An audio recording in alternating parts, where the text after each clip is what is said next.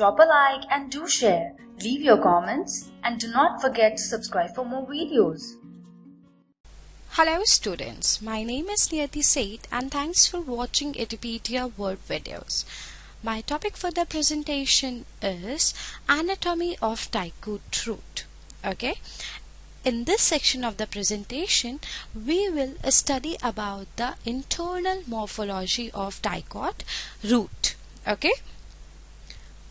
For a better understanding of tissues, organization of root, it is convenient to study the transverse section of mature zone of these organs. Okay.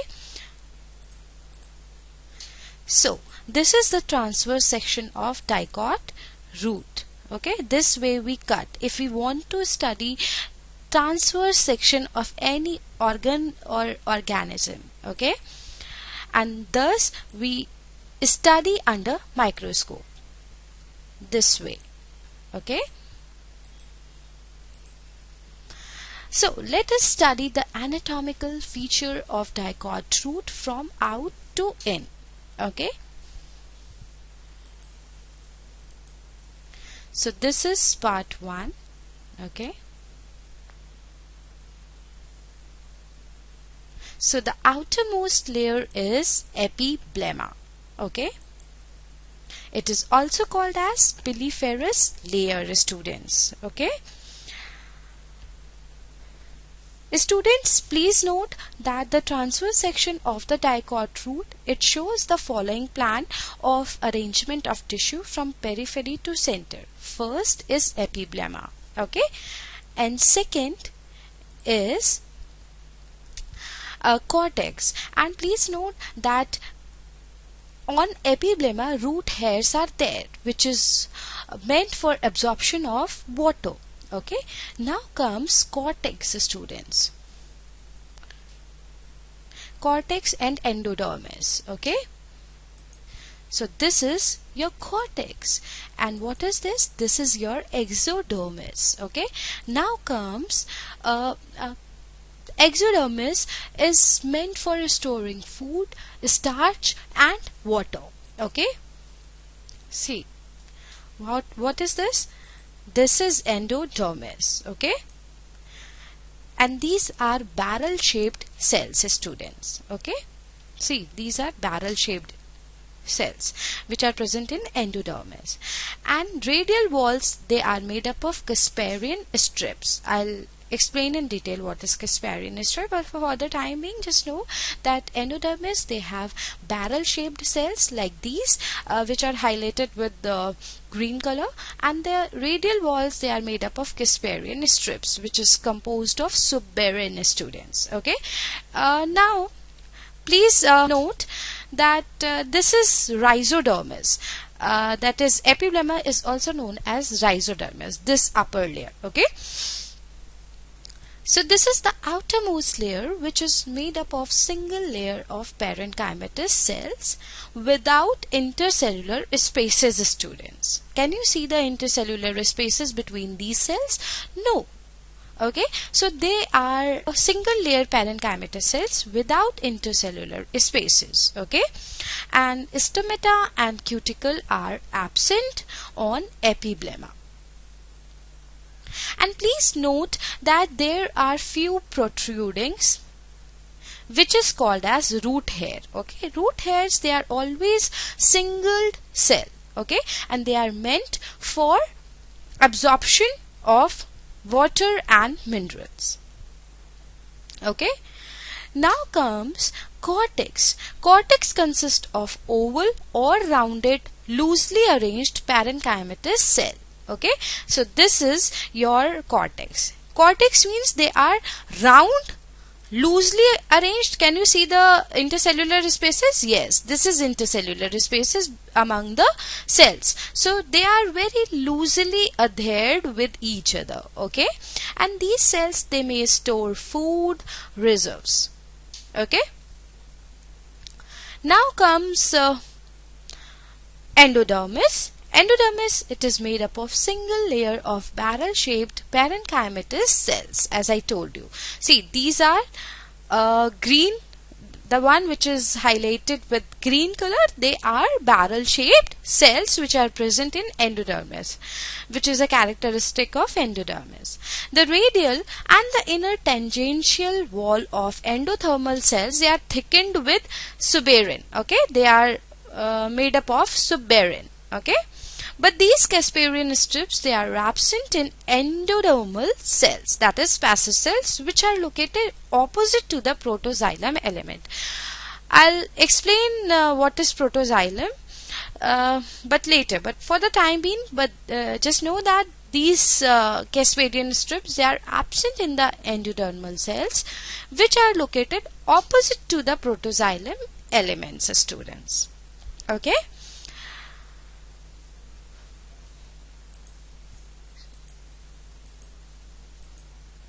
So these are the facet cells. Okay, facet cells, they are present in the endodermis. Okay.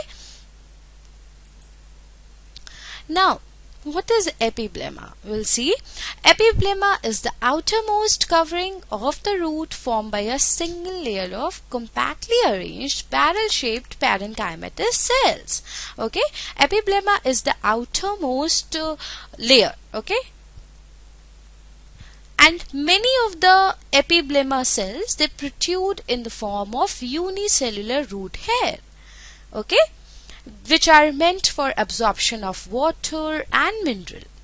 Now comes the cells, they are characteristically thin-walled since they are involved in absorption of water, okay. We are talking about the epiblemma, students, okay. And some of the epiblemma cells, they are produced into long but unicellular projections, which is called as root hair.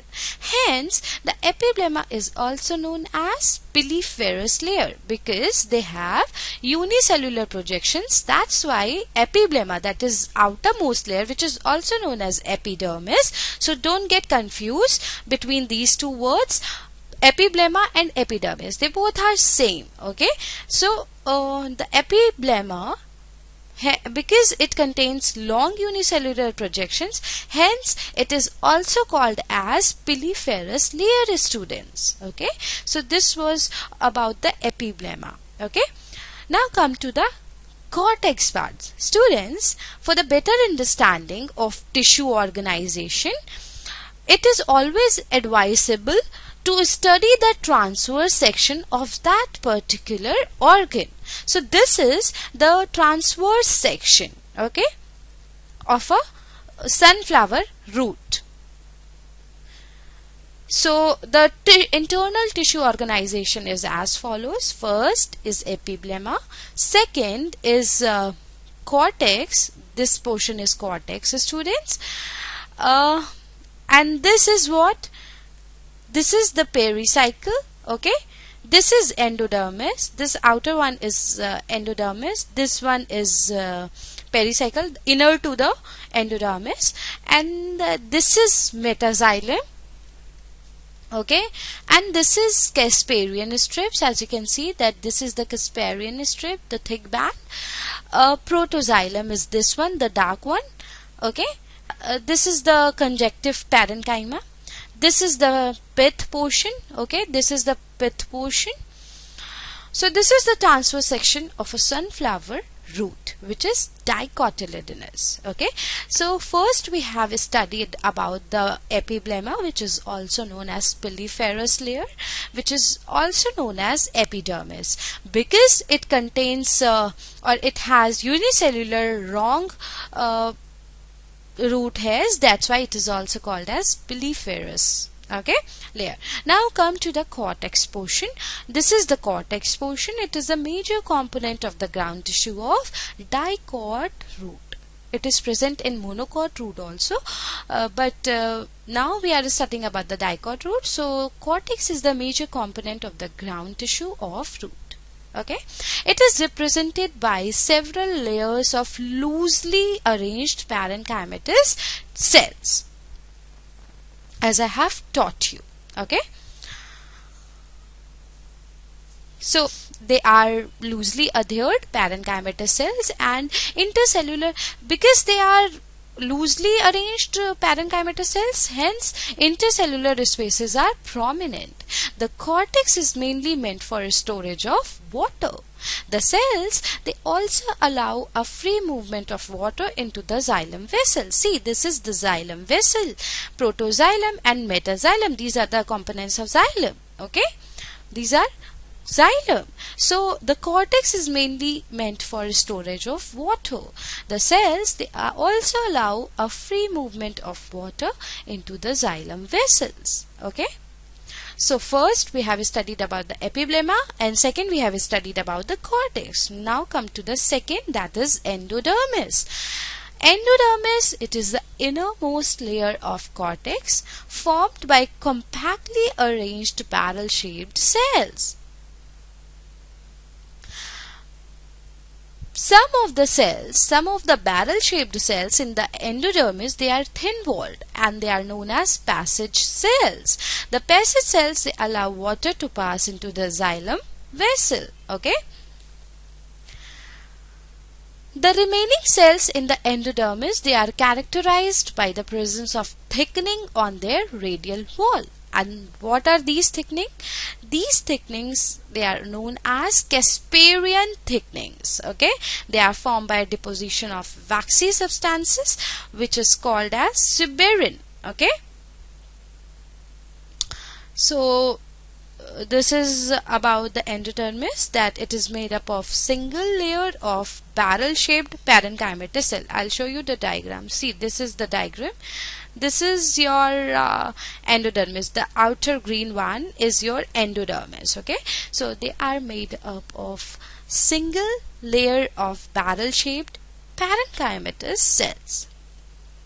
The radial and the inner tangential wall of endothermal cells, they are thickened with suberin. That means the innermost part of the endodermis is thickened with suberin. Okay, these thickenings, they are known as Casparian strips, students. But these Casparian strips, they are absent in endothermal cells, which are located just opposite to the protoxylem element. Okay. Now come the steel part. What is steel, students? All the tissues present inside the endodermis comprise the steel part. Okay. First is your pericycle. Okay. Second is conjunctive tissue, and third is vascular bundle. Okay. So first is pericycle. What is pericycle? It is a region that lies immediately below the endodermis. Okay, and it is represented by single layer of parenchyma cell. Let's see diagram again. See, this is your endodermis, right? And the innermost part of the endodermis is thickened with suberin. Okay, and that thickening is known as Casparian strip, students. Okay, now comes your steel part. What is steel? Steel, all the tissues present inside the endodermis. See, metaxylem, Casparian strip, protoxylem, conjunctive parenchyma, phloem, sclerenchyma, pericycle, and pith. These are the tissues which are present inside the region of endodermis. It comprises the steel part.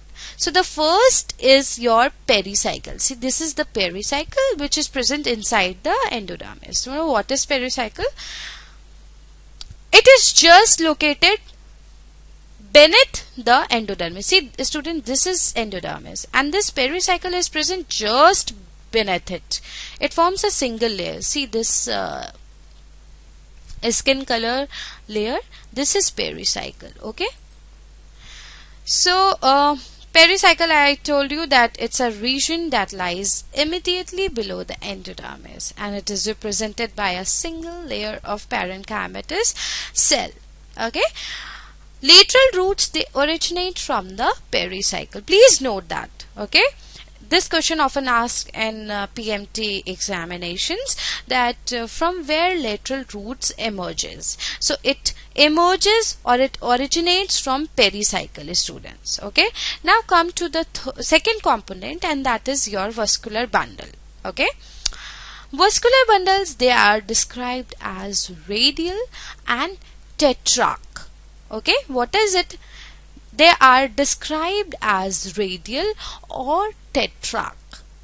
There are 4 bundles, each of xylem and phloem occurring alternatively. Okay, that means 4 bundle of xylem and then 4 bundle of phloem and then 4 bundle of xylem again. So this forms alternative or this forms the alternative fashion. Okay, xylem is described as azarch.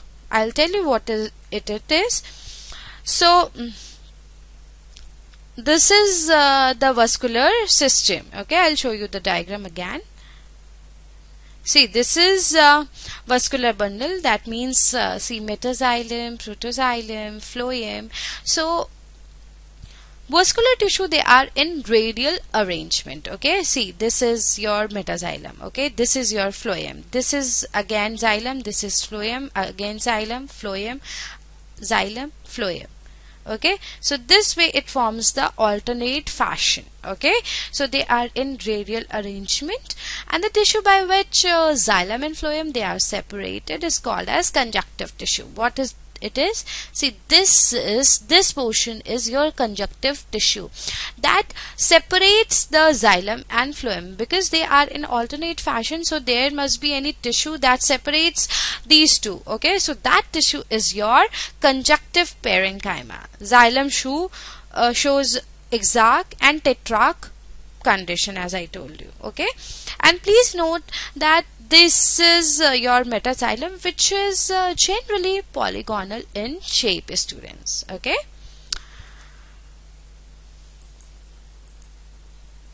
now comes conjunctive tissue, which I have already taught you that it is represented by a group of radially arranged parenchyma cells. They are found in between the vascular bundles, and these cells, they are specialized for storage of water. I am talking about the conjunctive tissue, okay, that separates the xylem and phloem. Okay, because they are in the alternate fashion, so there must be any tissue which separates the xylem and the phloem, and that tissue is known as conjunctive tissue, students. Okay, so this conjunctive tissue is represented by a group of radially arranged parenchyma cells, which is found in between the vascular bundles, students. Okay, and the cells, they are specialized for storage of water. Okay, so first we have studied about the epiblema, then cortex, and then endodermis, and inside the endodermis tissues which are known as pericycle, conjunctive tissue, and vascular bundle. So I hope it is clear to all of you. Now, what is the diagnostic feature of Dicot root, students? First, the presence of a thin-walled cells present in the epiblema. See, this is the epiblema, and these are the unicellular long root hairs.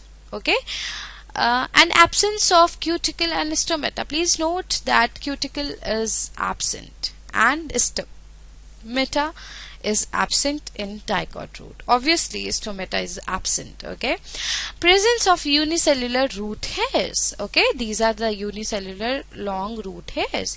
It is absence of hypodermis. Okay, there is no hypodermis.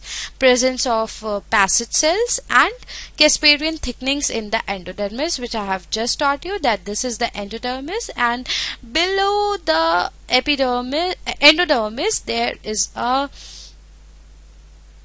deposition of suberin, which is called as Casparian strip. Okay, so there is presence of passage cell and Casparian thickenings in the endodermis. Okay, presence of uniseriate pericycle, which is made up of parenchyma.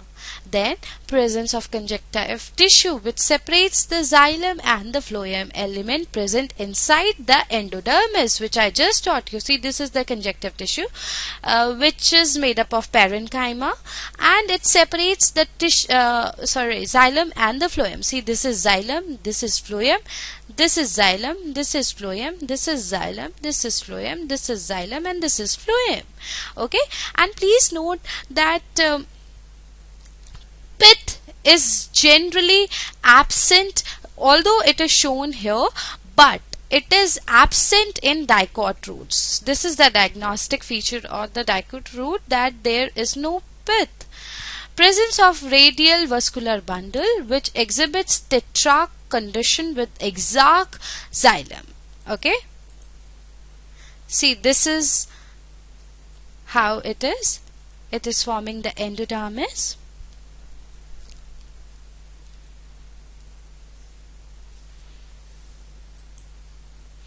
Which is made up of a single layer of parenchymatous cell, students. Okay, see, this is your pericycle, and above pericycle there is a endodermis, okay, which is not shown here, but I'm showing you the zoom view of inside the pericycle. Okay, so the pericycle, it surrounds the stele. Okay, stele is composed of, see,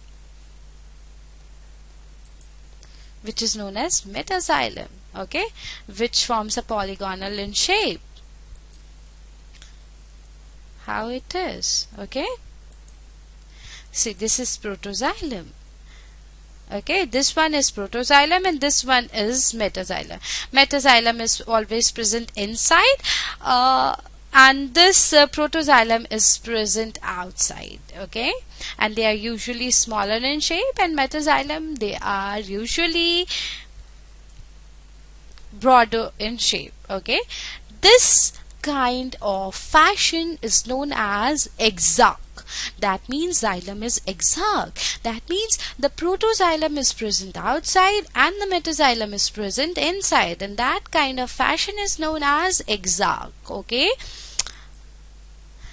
recollect that roots, they show radial vascular bundles. Okay, this is how it is. Okay, this is phloem. Okay, and this portion is known as conjunctive tissue, which separates xylem and the phloem. Okay, so this is phloem. There are 4 phloem and the 4 xylem. Okay, and the rest of the cells around the vascular bundle, they are parenchymatous and they are known as conjunctive tissue, which separates the alternative fashion of xylem and phloem, which are also vascular bundles, which are also called as conductive tissues. Okay, so I hope exact position of xylem is clear to you, that metaxylem is present inside and it is broader in shape, larger in shape, whereas protoxylem is present outside and they are smaller in shape. On the basis of the presence of the protoxylem, xylem condition is decided. Okay, if the protoxylem is present outside, then the xylem is known as exarch. If the protoxylem is present inside, then it is known as endarch. Okay, so in dicot root, xylem is exarch in position, that is protoxylem is present outside and it is smaller in shape, and metaxylem, it is present inside, which is broader in shape and larger in shape. Okay, so I hope the diagram is clear to you now. See, this green ones, they are conjunctive tissue, which separates xylem and phloem from each other, and these green cells or green tissues, they are known as conjunctive parenchymatous tissue. Okay, these are connective tissues. They are also called as conjunctive tissue, which is found between xylem and phloem, as I taught you. Okay, this is pith. Central part of the stele, if present, is very small. Okay, So this is how it goes. Now comes the transverse section of the dicot root. I'll show you once again. See, this is epilemma.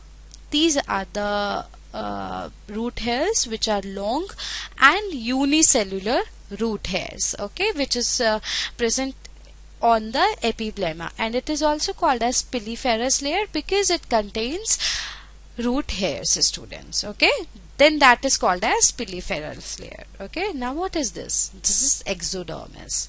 Now what is this?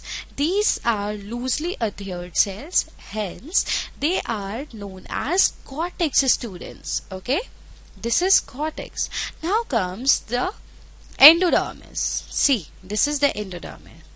This is suberized cell. That means deposition of suberin is there on the endodermis. Okay, these are also known as passage cells, students. Okay, see, this is what it is. It is metaxylem, protoxylem, phloem, and these green ones are your conjunctive tissue, which I have already taught you, giving the zoom view of this pericycle. Okay, so what is this? The red one, they are pericycle.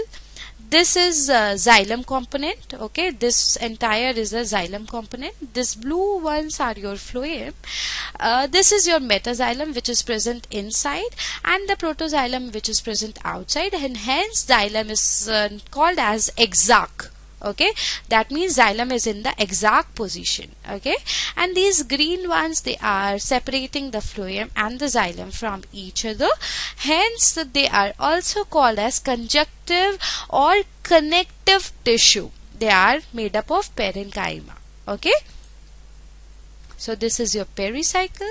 This is protoxylem, which is present outside, then they are smaller in shape, and comes the metaxylem, which is broader and present inside. Okay, this is phloem, and this is connective tissue, students, and this is pith. Okay, this is what it is. It is pith, which is absent in dicot root. Okay, now the number of the group of the xylem and the phloem still may be diarch or hexarch. Okay, 1, 2, 3, 4. Okay,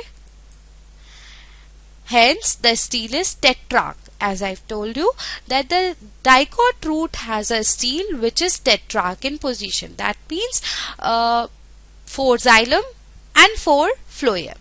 If 4 are there, then it is called as tetrarch.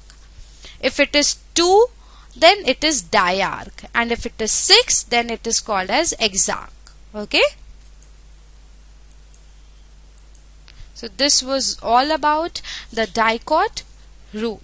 In my next section of the presentation, I will teach you about the anatomy of monocotyledonous root. So till then, stay tuned and keep watching Edupedia World videos. Thank you.